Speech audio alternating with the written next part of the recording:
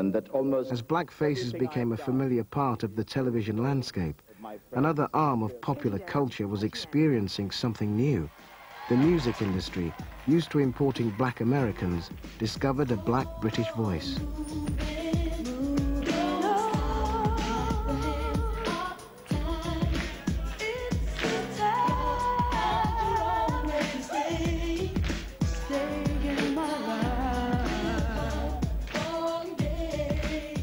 In 1989, Soul to Soul emerged. With just 2 songs, Keep On Moving and Back to Life, they sold nearly 3 million records worldwide.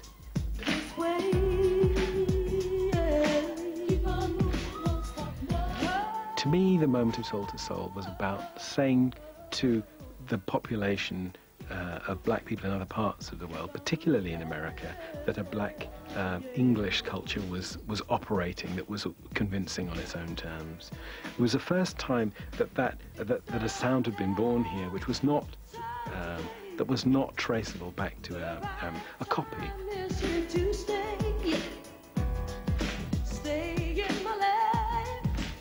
By the end of the 80s, their sound had come to define British pop for a generation.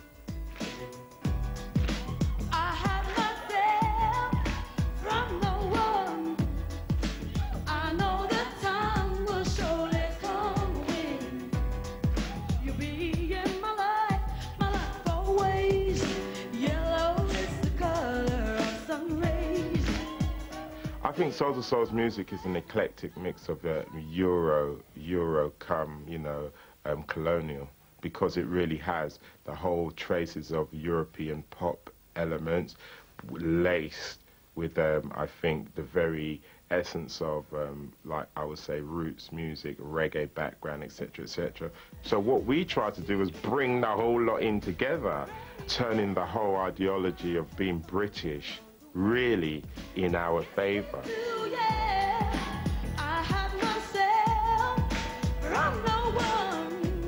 This wasn't the first time that black British artists had made an impact on the market, but it was the first time that an internationally successful black act had been recognized as British. The first rumblings of an authentic black British sound had come from a band called The Equals. The 3 black and 2 white members broke new ground in their style. Their music was essentially American soul with a cheeky English twist. But from The Equals emerged a performer who would point a new direction for black artists in Britain, Eddie Grant. Whoa, mama, you're gonna burn me in the wrong time. As a solo reggae artist, Grant achieved more hits than any previous black British singer. He set up his own label and marketed and distributed his work.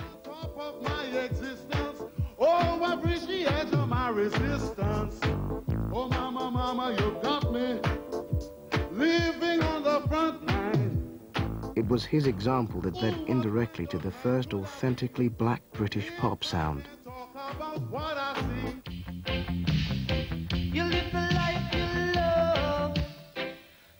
The thriving dance halls of the UK reggae scene depended on a network of sound system DJs. Learning from Grant, the DJs used their profits to produce records which they then sold through dances.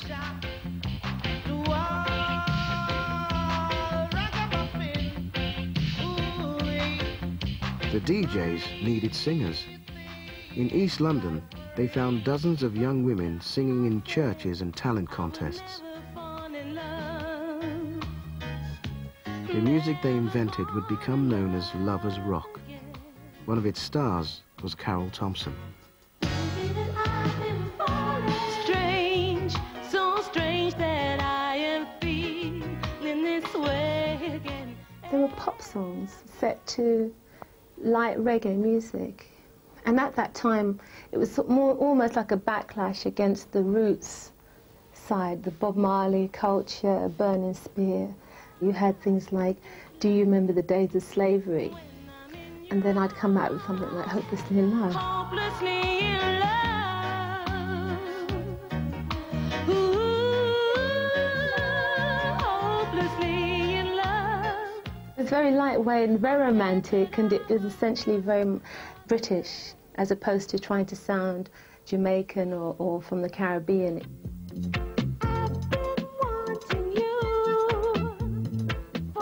Janet Kay's chart hit Silly Games showed that there could be a market for lovers rock outside the dance halls, but major record companies showed little interest.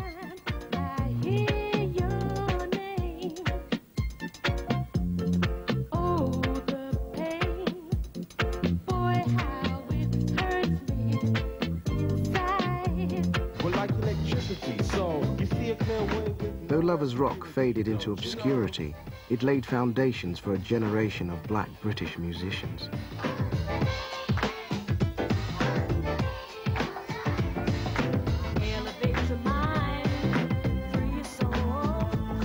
Soul to Soul, in their turn, opened the way for a wave of singers and songwriters who would put themselves at the heart of British pop.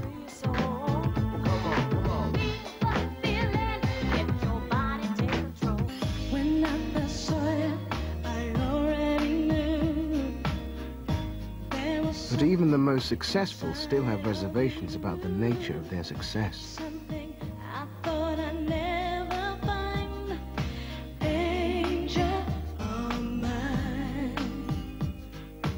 If a Soul to Soul came up tomorrow, which was white, they'd probably do far better than Soul to Soul black in this country. Oh, without a doubt. They go get everything. We could name millions of groups that have come up within the last year.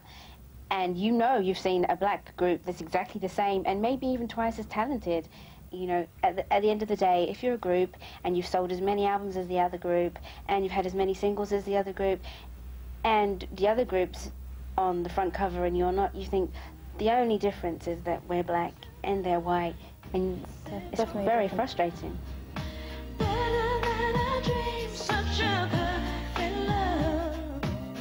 If even those who appear to have broken through still doubt their acceptance, is there any chance that black people can truly regard themselves as British?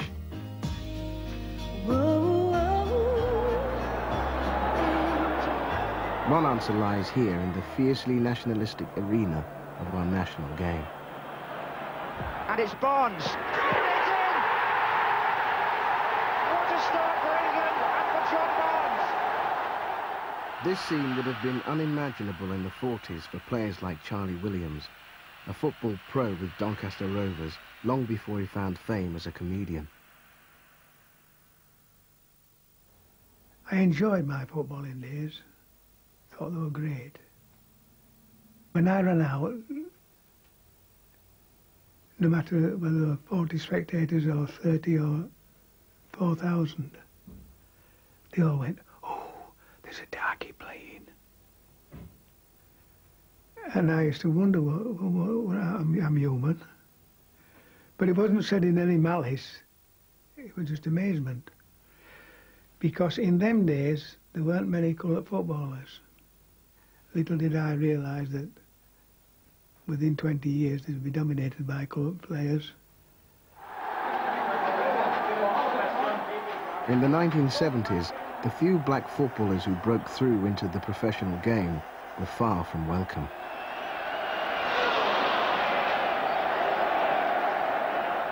The most difficult place to have gone to in those times was West Ham. West Ham was very, very hostile, and yet still Clyde Best was there.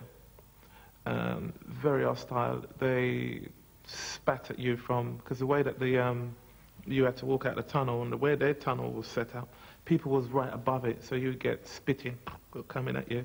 So yes, we used to cover up in a plastic mat as we go out in order to avoid getting it in our hairs and on our backs. My debut for West Brom against Birmingham City was a bit of a wild night, a lot of rain, etc. I ran onto the field, I slipped, I thought it was just a muddy pitch. I looked down and there were bananas on the pitch. We used to get it at West Ham. It made us more determined. Oh, splendid goal!